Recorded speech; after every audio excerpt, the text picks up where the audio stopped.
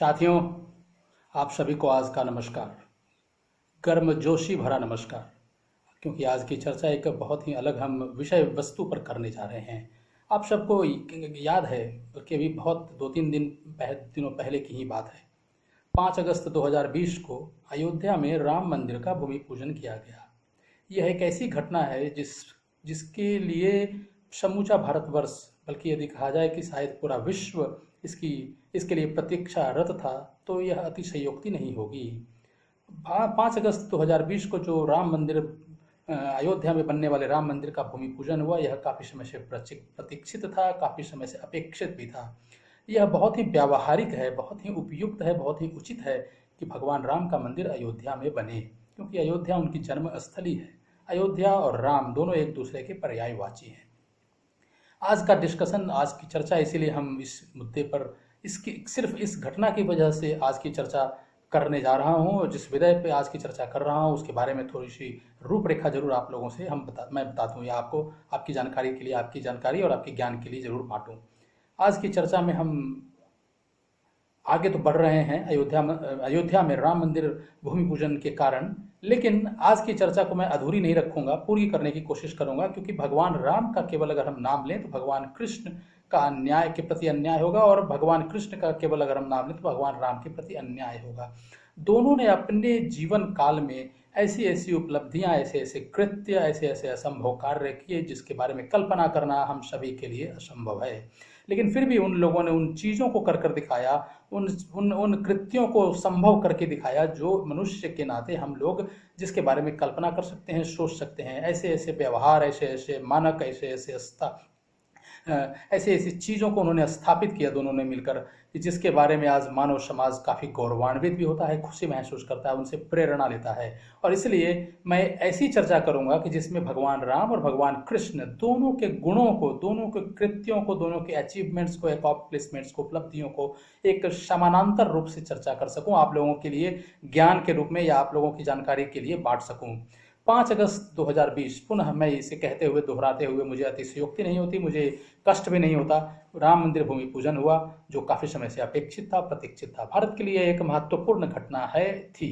राम पर्यायवाची हैं, राम राज्य के भी, न केवल वो अयोध्या के पर्यायवाची हैं बल्कि राम राज्य के भी पर्यायवाची हैं। राम का नाम राम राज्य के लिए जाना जाता है। राम राज्य का मतलब यह है कि जिसमें प्रत्येक व्यक्ति, महिला हो या पुरुष हो, अपने सम्मान के लिए, अपने कार्य के लिए, अपने जीविकोपार्जन के लिए, अपने जीवन के लिए, सब चीज़ों के प्रति आश्वस्त रह सकता है, जिसमें एक मनुष्य होने का ही अपने आप में एक अभिमान हो सकता है। भारत के लिए एक अच्छा भविष्य बनकर, या एक अच्छे भविष्य का यह द्योतक बने, संदेश वाहक बने अयोध्या का राम मंदिर, ऐसी उम्मीद है, ऐसी अपेक्षा है। और हम जिन परिस्थितियों में अभी रह रहे हैं उनसे काफ़ी अच्छी परिस्थितियों में रह सकें, भारत विश्व के लिए विश्व गुरु का दर्जा की उपलब्धि हासिल कर सके, यह भी एक हम लोगों की अपेक्षा है। राम की जन्मस्थली अयोध्या में राम मंदिर बने, इससे अच्छी कोई बात हो ही नहीं सकती है। भगवान राम हैं क्या? पहले भगवान राम, अगर हम छोटे से बहुत ही कम समय में यदि हम उनके बारे में बताना चाहें तो भगवान राम कण कण में हैं। वह निर्बल, निर्धन, निसहाय आम आदमी के राम हैं। उन्हें किसी आडंबर या पाखंड की जरूरत नहीं है, आवश्यकता नहीं है। मृत्यु होने के उपरांत उनका ही नाम लिया जाता है, क्योंकि वह सत्य है। जब भी हम किसी ऐसे अंतिम संस्कारों के लिए जाते हैं और किसी व्यक्ति की मृत्यु होने के उपरांत अंतिम संस्कार किया जाता है, तो उस समय में लोग भगवान का ही नाम लेते हैं और राम नाम सत्य है का ही उच्चारण करते हैं। राम आदर्श पुरुष हैं, कृष्ण व्यावहारिक पुरुष हैं, इसीलिए राम राम हैं। भगवान राम का मंदिर गली गली मोहल्लों में नहीं होने का कारण यही है कि वह कण कण में है, वह सत्य हैं। भगवान विष्णु, कृष्ण, यहाँ तक कि राम भक्त हनुमान का मंदिर भी हर गली मोहल्लों में होने के बावजूद, या मिल जाने के बावजूद, होने के बावजूद, बल्कि मिल जाएगा, फिर भी राम इन सब से कहीं अधिक चहेते हैं, कहीं अधिक लोकप्रिय हैं, क्योंकि उनका चरित्र, उनका कृत्य उन्हें बिल्कुल अलग बनाता है। राम को हैंडल करना सबके बस की बात नहीं है। राम को मंदिर की सीमाओं में नहीं बांधा जा सकता है, क्योंकि वह जंगल, वायु, अग्नि, जल, पशु, पक्षी, जन जन के राम हैं। तो फ्रेंड्स, यह राम के बारे में थोड़ी सी चर्चा है, लेकिन जैसा मैंने कहा कि मैं जब चर्चा करूंगा, हालांकि यह चर्चा, आज की चर्चा सिर्फ और सिर्फ केवल और केवल 5 अगस्त को होने वाले राम मंदिर भूमि पूजन के कारण मैं कर रहा हूं, लेकिन फिर भी मैं अपनी चर्चा को थोड़ा सा विस्तार देते हुए भगवान राम और भगवान कृष्ण दोनों का एक समानांतर अध्ययन, एक समानांतर स्टडी, कंपैरिजन, तुलनात्मक तो नहीं कह सकते इसको, लेकिन एक समानांतर आकलन आपके समक्ष प्रस्तुत करना चाहूंगा। भगवान राम और भगवान कृष्ण, एक है कौशल्यानंदन तो दूसरे हैं देवकी नंदन, एक का नाम अयोध्या से जुड़ा है तो दूसरे का नाम मथुरा से जुड़ा है। तो आइए एक भक्त की कथा, मेरी कथा, आप सबके लिए, आपके सबकी भलाई के लिए, लाभ के लिए, आप सबके ज्ञान के लिए। और भारतीय पूरा माइथोलॉजी की अगर हम बात करें, भारतीय आध्यात्मिक कथाओं की बात करें, तो एक से एक कथाएं हैं जिससे आदमी, मनुष्य चाहे तो अपने जीवन के लिए प्रेरणाएं, कई तरह के प्रेरणाएं ले सकता है और अपने जीवन को सफल बना सकता है। भारत में सबसे अधिक पसंद की जाने वाली, अनुगामी और रोचक महान हस्तियां यदि कोई हैं तो राम और कृष्ण हैं। दोनों भगवान हैं या जीवित देवता की तरह हैं। प्रत्येक भारतीय के मन, शरीर और आत्मा में हरे राम हरे कृष्णा या राधे श्याम सीताराम जप लगातार निवास करता रहता है। मैं एक थोड़ी सी चर्चा में आपका समय और लेता हूं। यहाँ पे मैंने अपनी पहली पुस्तक लिखी थी जिसका नाम था डाइवोर्स टू डाइवोर्स। यह अंतरराष्ट्रीय मार्केट में amazon.com, barnesandnoble.com और authorhouse.com इन वेबसाइट्स पर उपलब्ध है। दूसरी पुस्तक पिछले वर्ष हमने लिखी थी जिसका नाम था डाइवोर्स निगेटिव्स। यह यहाँ पे amazon.in और जो पब्लिशर हैं इसके, उसके वेबसाइट्स पे मौजूद हैं। पब्लिशर का नाम मैं आपको नरेशन में डाल दूंगा और इन सब के वेबसाइट्स पे मौजूद हैं, जिससे आप इनको, कॉपी को आप ऑर्डर कर सकते हैं। मेरी तीसरी पुस्तक है फ्रीडम अनफिनिश्ड। फ्रीडम अनफिनिश्ड का मतलब यह है कि हर एक मनुष्य अपने जीवन में स्वतंत्रता या फ्रीडम की अपेक्षा रखता है। क्या वो फ्रीडम प्राप्त कर पाता है, स्वतंत्र हो पाता है, स्वतंत्रता प्राप्त कर पाता है या नहीं। जैसे कि अंग्रेजी में एक कहावत है, man is born free but found in chains everywhere. और चौथी पुस्तक जो मैं लिखूंगा, जो तीसरी पुस्तक पे तो मैं काम कर रहा हूँ, जो इस वर्ष के अंत तक आ जाएगा, और चौथी पुस्तक उसके बाद लिखूंगा जिसका शीर्षक है हरे राम हरे कृष्णा। हरे राम हरे कृष्णा जो मेरी चौथी पुस्तक है, उसी से संदर्भ में लेते हुए मैं आज की यह चर्चा आप लोगों के सम्मुख कर रहा हूं, और उस चर्चा में आप सब सहभागी बन सके, आप सबको लाभ मिल सके, ऐसी पूरी व्यवस्था, इसको पूरी तरह से मैं आश्वस्त करने की कोशिश भी कर रहा हूं। हरे राम हरे कृष्णा का पुस्तक का मतलब यह है कि मैं एक ऐसा समानांतर अध्ययन भारतीय और अंतर्राष्ट्रीय दोनों जनमानस के लिए करना चाहता हूं, जिससे कि इन दोनों के प्रति जितनी जानकारी या जितना ज्ञान हमारे बीच मौजूद है, उन सब से हटकर एक नई जानकारी, एक नया ज्ञान भी हम एक नए तरीके से इनके जीवन को, इनके जीवन के पहलुओं का अध्ययन हम कर सकें। उसी में से कुछ लेते हुए मैं आज 9 मुख्य मुद्दों पर इन दोनों का एक समानांतर अध्ययन आप सबको प्रस्तुत कर रहा हूं। हरे रामा हरे कृष्ण फ्रीडम अनफिनिश्ड के बाद मेरी चौथी पुस्तक है, और यह मैं एक देवभक्त के नजरिए से इन पर प्रकाश डालूंगा। आज मुझे उन दोनों की महानता और अद्वितीयता को छूने दिया जाए जो दोनों ने अपने तरीके से प्रदर्शित की और अभी भी सभी को मंत्रमुग्ध कर रही है। अयोध्या में राम मंदिर उसी का एक उदाहरण है। भारत में लोग केवल उनकी पूजा करना चाहते हैं, उनकी आराधना करना चाहते हैं, लेकिन कहीं कहीं अगर यदि यही पूजा, यही आराधना यदि भारतीयों के व्यवहार में भी परिलक्षित हो सके, दिख सके, तो कहें तो खुशी के आनंद की सीमा नहीं रहती। लेकिन अफसोस यह है, दुख इस बात का है कि व्यवहार में उनका पालन नहीं कर पाते, और व्यवहार में पालन करना अधिक उचित होता, अधिक पर्याप्त होता, अधिक उपयुक्त होता। अलग अलग युगों में जन्मे और अपने खुद के अनूठे ब्रांड वैल्यू का निर्माण उन्होंने किया, लेकिन कभी किसी के द्वारा आच्छादित नहीं किया जा सका। दोनों किसी के द्वारा शैडोड नहीं किए जा सके, किसी की शैडो में दोनों नहीं आ सके। दोनों ने अपनी अपनी अनूठी ब्रांड वैल्यू पैदा की, यहाँ तक कि उनके अपने ब्रांड वैल्यू भी एक दूसरे को पछाड़ नहीं पाए और न ही एक दूसरे से आगे निकल पाए। दोनों का अपना एक अलग स्थान है, दोनों का अपना एक अलग मुकाम है, दोनों को चाहने वाले भी अलग हैं या साथ में है, लेकिन दोनों की जो नाम लेने की एक मजबूरी है, आवश्यकता है या खुशी है, वो अपने आप में एक अलग ही है। बहुत सारे बिंदुओं पर हम इनका तुलनात्मक अध्ययन या एक समानांतर अध्ययन कर सकते हैं जो संभव है, लेकिन हम यहाँ पर केवल महत्वपूर्ण पहलुओं पर ही अपनी चर्चा को केंद्रित करेंगे और देखते हैं कि आज वे किस तरह से भारतीयों के मन, शरीर और आत्मा में लगातार गहरे निवास कर रहे हैं। तो उन 9 बिंदु क्या हैं जिन पर इनकी चर्चा आज मैं करने जा रहा हूँ। पहले बात है कि विभिन्न युग यानी त्रेता युग और द्वापर युग में उनका जन्म हुआ। दूसरा है शोभायमान लालन पालन और ग्राम्य लालन पालन। राम का लालन पालन जो है शोभायमान था, जबकि कृष्ण का लालन पालन एक ग्राम्य अवस्था में हुआ। राम पारिवारिक व्यक्ति थे तो कृष्ण को हम सामुदायिक व्यक्ति कह सकते हैं। राम हमेशा सचेत होशपूर्वक सक्रिय रहते थे तो कृष्ण लगातार स्वतः सक्रिय रहते थे। राम नैतिक स्पष्ट कारक थे तो कृष्ण सांसारिक व्यावहारिक थे। अगर राम आम आदमी के राजा थे तो कृष्ण राजाओं के आम आदमी थे। राम बिल्कुल पारंपरिक थे तो कृष्ण बिल्कुल अपरंपरागत थे। राम मानवीय रूप से अलौकिक थे तो कृष्ण दिव्य रूप से मानवीय थे। और एक जो अंतिम है वो दोनों में समान रूप से, दोनों में बिल्कुल बराबर बराबर लागू होती है दोनों के ऊपर, वह ये है कि दोनों पूरी तरह से निस्वार्थी, आत्मत्यागी और मानवतावादी थे। इन 9 बिंदुओं पे अगर मैं अलग अलग चर्चा करूं तो इस चर्चा को आगे बढ़ाते हुए मैं चाहूंगा कि इन पर प्रकाश डालूं और आपके लाभ के लिए इसको थोड़ा विस्तार से आपको बता सकूं। विभिन्न युग यानी त्रेता युग और द्वापर युग यानी डिफरेंट युग, त्रेता युग एंड द्वापर युग। राम का जन्म त्रेता युग में अयोध्या में राजा दशरथ और उनकी पत्नी कौशल्या से हुआ था।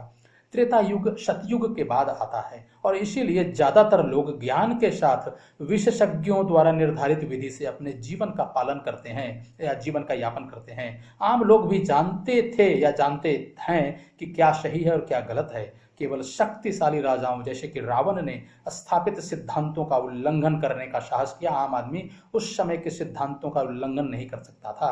कृष्ण का जन्म द्वापर युग में मथुरा में साधारण वासुदेव और उनकी पत्नी देवकी से हुआ था।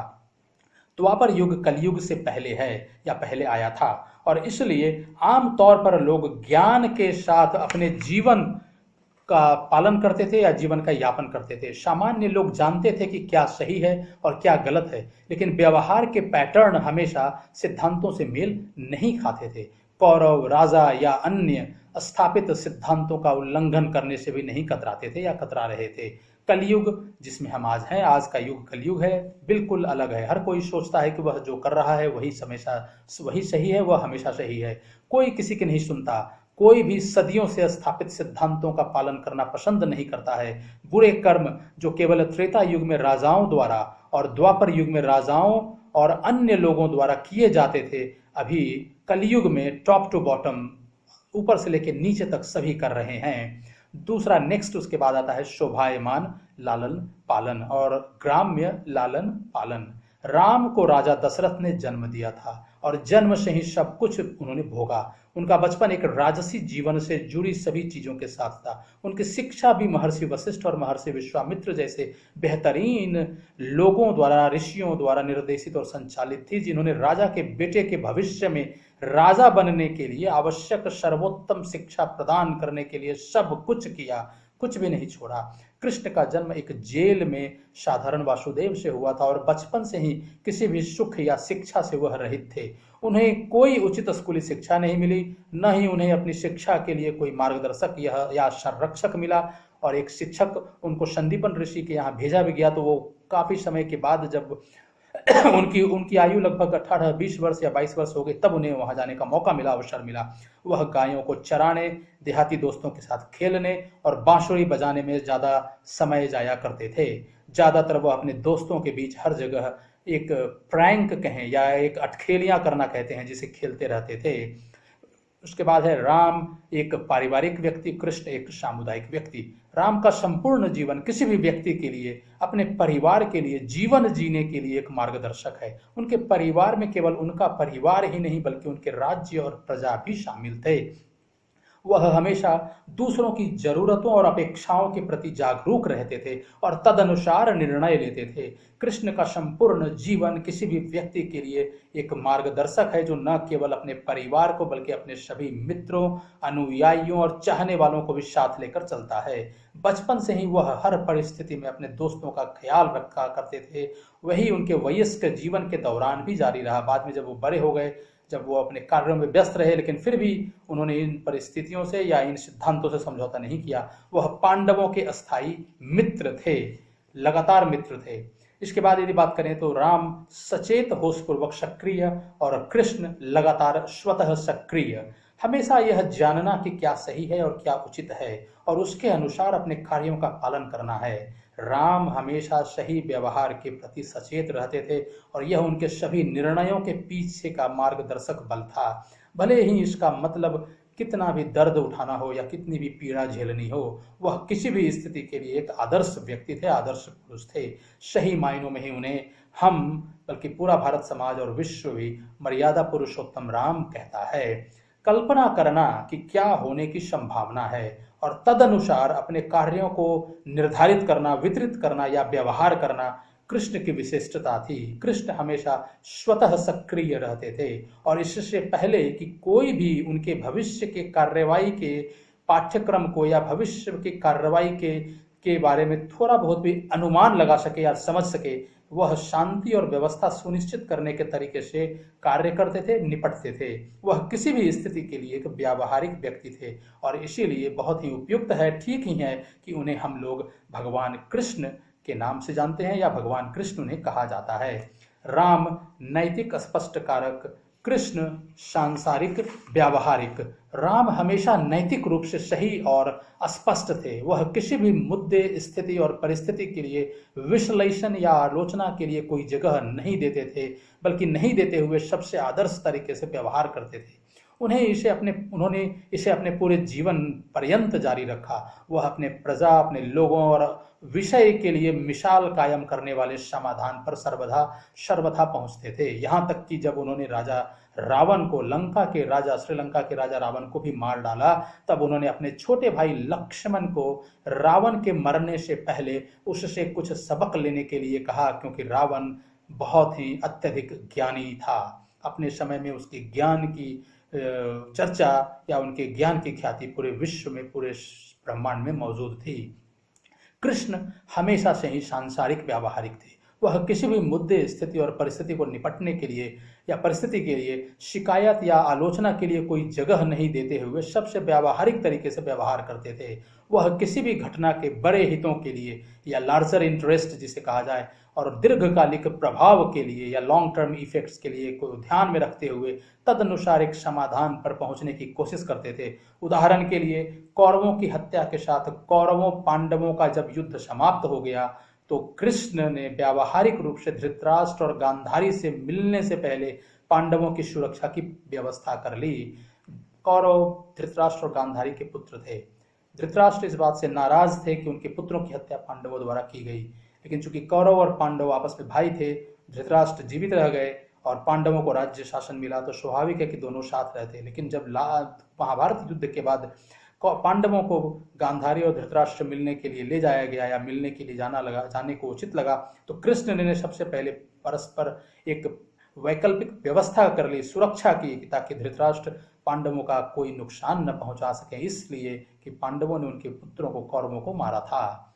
राम आम आदमी के राजा, कृष्ण राजाओं के आम आदमी। राम एक राजा थे, लेकिन अपना सारा जीवन उन्होंने आम लोगों के लिए काम किया। उनके मित्र और अनुयायी सभी सामान्य थे, आम आदमी थे। वह एक आम आदमी की तरह रहे, जो एक महल की परवरिश के बावजूद था। अपनी पत्नी सीता को राजा रावण से बचाने के लिए उन्होंने आम लोगों और बंदरों का समर्थन प्राप्त किया। रावण एक शक्तिशाली राजा था, लेकिन राम ने उसे एक आम आदमी के रूप में हराया और मार दिया। बिल्कुल ही सामान्य व्यक्ति, सामान्य पुरुष, आम आदमी के रूप में, जिसके पास कुछ भी साधन नहीं, बंदरों का साथ लेकर एक असंभव सा कार्य जिसमें रावण को मारना और श्रीलंका पर विजय प्राप्त करना उनके लिए रहा। कृष्ण का जन्म एक सामान्य व्यक्ति के रूप में हुआ, लेकिन वे जीवन भर राजाओं के साथ काम करते रहे। उनके मित्र और अनुयायी ज्यादातर राजा थे। वह हमेशा राजाओं द्वारा, उनके द्वारा ही समस्याओं को, पैदा की गई समस्याओं को हल करने और उनको उनकी गंदगी से बाहर आने के लिए स्वतः सक्रिय रहे। जब युधिष्ठिर ने द्रौपदी को शतरंज के खेल में खो दिया, तो उन्होंने पांडवों की पत्नी द्रौपदी को अपमानित होने से बचाया था। युधिष्ठिर, कौरवों और पांडवों के बीच जब द्युत क्रीड़ा हुई और युधिष्ठिर सब कुछ हारते गए, अंत में द्रौपदी को भी हार गए, तो दुर्योधन और दुःशासन ने अपने अन्य भाइयों और कर्ण के साथ मिलकर द्रौपदी को निर्वस्त्र करना चाहा। द्रौपदी ने भगवान कृष्ण को याद किया और भगवान कृष्ण ने द्रौपदी को चीरहरण से बचाया, उसके इज्जत की या उसकी लाज की रक्षा की, उसके सम्मान की रक्षा की। कृष्ण महाभारत के पवित्र युद्ध के दौरान 5 पांडव राजाओं में से एक अर्जुन के लिए सारथी बने रहे। राम बिल्कुल पारंपरिक, कृष्ण बिल्कुल अपरंपरागत। राम एक कॉपी बुक व्यक्ति थे, वह जो कहते वह करते। वह किसी भी क्षण या स्थिति के लिए प्रिंसिपल्ड बिहेवियर, सिद्धांत आधारित व्यवहार के सभी बक्से को या सभी बिंदुओं को संतुष्ट करते या टिक करते, उसके बाद ही उस पर कार्य करते। शायद ही कभी वह किसी भी विश्लेषण के लिए दूसरों को कारण देते थे, और इसलिए उन्हें पूरी तरह से पारंपरिक कहा जाता है या कहा जा सकता है। इस दिन तक उन्हें हमेशा किसी भी कार्रवाई के लिए एक उदाहरण के रूप में उद्धृत किया जाता है। कृष्ण एक अपरंपरागत व्यक्ति थे। कोई भी किसी भी स्थिति के लिए उनकी अगली कार्रवाई या व्यवहार का अनुमान नहीं लगा सकता था। वो क्या करने वाले हैं, क्या सोच रहे हैं, इसके बारे में कोई अनुमान नहीं लगा सकता था, नहीं सोच सकता था। उनके कार्य कहाँ से निकलेंगे, कहीं से भी निकलेंगे, लेकिन पूर्ण वांछित प्रभाव या परिणाम सुनिश्चित करेंगे। वह अपने समय के लिए एकदम उपयुक्त थे, सही थे, क्योंकि उस समय लोगों का चरित्र अलग था, परस्पर विरोधी था। निकट या दूर, वह अपने दोस्तों, अपने अनुयायियों और अपने चाहने वालों के लिए समय हमेशा सुरक्षा सुनिश्चित करते थे। राम मानवीय रूप से अलौकिक और कृष्ण दिव्य रूप से मानवीय। राम मानव शरीर में एक अलौकिक पुरुष थे। उन्होंने जो पीड़ा, जो कष्ट, जो कर्म, जो उपलब्धियां अपने पूरे जीवन में सहन की या प्राप्त की, किसी को भी नष्ट कर सकती हैं या किसी को भी अभिमान से भर सकती हैं, लेकिन राम को नहीं। अपने पूरे जीवन वह यह दिखाने के लिए दिखाई दिए या यह करने के लिए दिखाने के लिए दिखाई दिए कि वह हमें हमेशा किसी भी स्थिति के लिए क्या करना चाहिए, कितनी भी समस्याकारी स्थिति हो, बट उस समय कैसे व्यवहार करना है, इसके वो सर्वदा द्योतक रहे। इसीलिए राम को आदर्श पुरुष भी कहा जाता है। मैंने पहले भी कहा है, उनका मानवीय जीवन इतना अलौकिक था कि लोग मृत्यु के बाद राम नाम सत्य है का जाप करने लगे। जब भी किसी व्यक्ति को अंतिम संस्कारों के लिए ले जाया जाता है तो राम नाम सत्य है, राम नाम सत्य है का उच्चारण किया जाता है। मानव शरीर में कृष्ण आकाशीय थे, खगोलीय थे, वो पृथ्वी से अलग थे, इतर थे। अपने जीवन भर किए गए कार्य, कर्म, उपलब्धियां और अकॉम्प्लिशमेंट्स या अचीवमेंट्स जो भी कहा जाए, किसी को भी कृष्ण से मंत्र मुग्ध कर सकती है, कृष्ण के प्रति आह्लादित कर सकती है, कृष्ण के प्रति समर्पित बना सकती है। अपने पूरे जीवन वह यह दिखाने के लिए दिखाई दिए या यह करने के लिए दिखाई दिए कि वह क्या कर सकते हैं। उनके लिए कुछ भी असंभव नहीं था या असंभव नहीं है। उनका मानवीय जीवन इतना आकाशीय था, इतना खगोलीय था कि हर कोई उनके पास समाधान मांगने आता था और वे निराश नहीं करते थे। जिस किसी को भी, जो भी उनको जानता था, जिसके पास भी तनिक भी समस्या आती थी, कृष्ण सुदामा की दोस्ती भी, मित्रता भी काफी ख्याति प्राप्त है। आप जानते हैं कि क्या हुआ। सुदामा कृष्ण से मिलने गए, मुट्ठी अपने एक छोटे से कोने में एक कपड़े में चूरा बांधकर, पोहा बांधकर ले गए और कृष्ण को दिखाने से संकोच कर रहे थे। कृष्ण ने समझ लिया और कृष्ण ने सुदामा को अपने यहाँ रहने के लिए कहा और उनके रहते रहते में उनके घर पर उनके लिए आलीशान महल बनवा दिया था, जो उन्हें मालूम ही नहीं था सुदामा को कि कृष्ण ने यह कार्य कर दिया है। तो उनका मानवीय जीवन इतना खगोलीय था, इतना आकाशीय था कि हर कोई उनके पास समाधान मांगने आता था और वे निराश नहीं करते थे। पूरी तरह से निस्वार्थी, आत्मत्यागी और मानवतावादी, यह गुण एक ऐसा गुण है जो दोनों पे समान रूप से, समानांतर रूप से लागू होता है। पूरी तरह से विपरीत व्यक्तित्व होने के बावजूद भी दोनों पूरी तरह से निस्वार्थी, आत्मत्यागी और मानवतावादी थे। उन्होंने अपने सच्चे दोस्तों, अनुयायियों, चाहने वालों और शुभचिंतकों और अपने परिवार को कभी निराश नहीं किया। जो भी कुछ उम्मीद और भरोसे के साथ उनके पास आया, उन दोनों ने ही उनके परेशान करने वाले समय या स्थितियों में उनके साथ खड़े रहे। उनका पूरा जीवन निकटवर्ती और प्रिय लोगों के लिए वांछित कार्रवाई और प्रतिक्रिया को दर्शाती कई कहानियों और घटनाओं से भरा हुआ है। यह तो मेरा एक प्रयास था कि मैं एक छोटी सी चर्चा आपके साथ कर सकूं और उन दोनों के बारे में आपको बता सकूं। जिस तरह से उन्होंने अपने जीवन का नेतृत्व किया, मानवता बेहद समृद्ध हुई है। आज भी समृद्ध हो रही है, पहले भी समृद्ध हुई और भविष्य में भी समृद्ध होती रहेगी। दोनों ने दिखाया कि मनुष्य भी ईश्वरत्व प्राप्त कर सकते हैं, मनुष्य भी चमत्कार कर सकते हैं और असंभव कार्यों को पूरा कर सकते हैं। राम और कृष्ण को किसी अन्य के द्वारा प्रतिस्थापित नहीं किया जा सकता है। इन दोनों को कोई भी रिप्लेस नहीं कर सकते, बल्कि दोनों एक दूसरे को भी रिप्लेस नहीं कर सकते। पूरी दुनिया राम और कृष्ण को याद करने, उनका सम्मान करने और उनकी पूजा करने के लिए विवश है। जो जितना अधिक उन्हें याद करता है, उतना ही अधिक उन्हें पसंद करता है, उन्हें प्यार करता है, उनकी पूजा करता है। दोनों ने कभी भी हारने वालों को अपने वश में नहीं किया। इन दोनों की एक खास विशेषता रही कि कई राजाओं को, कई लोगों को इन्होंने पराजित किया, लेकिन कभी भी उन राजाओं को अपने वश में नहीं रखा, या उनके प्रजाओं को अपने वश में नहीं रखा, या उनकी जो भी साम्राज्य था उसको भी कभी उन्होंने अपने वश में नहीं किया। राम बलिदान, सत्य और पूर्णता का एक जीवंत उदाहरण थे। वह हमेशा walk the talk and talk the walk में विश्वास करते थे, मतलब जो कहते थे वो करते थे और जो करते थे वह कहते थे। कृष्ण प्यार, दिल लगी और एकजुटता का एक जीवंत उदाहरण थे। अगर रामायण राम के लिए है तो महाभारत कृष्ण के लिए है। राम साधक थे तो कृष्ण उपदेशक थे। भगवत गीता कृष्ण की सबसे बड़ी रचना है जो जीवन और कर्म के बारे में हमको बताती है। सभी आने वाली शताब्दियों तक दोनों से प्यार करते रहते थे, हैं और करते रहेंगे। बल्कि इन लोगों ने अपने कर्म से, अपने जीवन से ऐसी स्थितियां पैदा कर दी हैं कि हम में से प्रत्येक आगे से, अभी से पहले भी इनसे प्यार करते थे, इनकी पूजा करते थे, और अभी भी कर रहे हैं, और आने वाले कई शताब्दियों तक मानव की जितनी भी जनरेशन, जितनी भी पीढ़ियां आएंगी वो इनसे प्यार करती रहेंगी, इनकी पूजा करती रहेंगी, इन्हें चाहती हैं, चाहती रहेंगी। साथियों, ये एक छोटी सी चर्चा जिसके लिए मैं आज विवश हो गया, क्योंकि 5 अगस्त 2020 को राम मंदिर का भूमि पूजन किया गया, और इसके बहाने एक छोटी सी चर्चा मैंने अपनी पुस्तक जो मैं लिखने जा रहा हूँ, जो मेरी चौथी पुस्तक होगी हरे राम हरे कृष्णा, उसमें से कुछ अंश को उद्धृत किया है। वह पुस्तक काफ़ी विस्तृत होगी, जिसमें मैं इनका एक समानांतर अध्ययन करूंगा और इनके व्यक्तित्व से संबंधित, इनके चरित्र से संबंधित, इनके कार्यों से संबंधित, कृत्यों से संबंधित पूरी जीवन पहलू को एक नए नजरिए से, एक नए तरीके से प्रस्तुत करने की कोशिश करूंगा। साथियों, इसी के साथ पूर्ण विराम देते हुए एक अंतिम अनुरोध कि आप इस चैनल को, मेरे चैनल को लाइक करें, शेयर करें और सब्सक्राइब करें। ऐसी आपसे अनुरोध है। धन्यवाद साथियों। भविष्य की शुभकामनाओं के साथ पुनः बहुत बहुत धन्यवाद।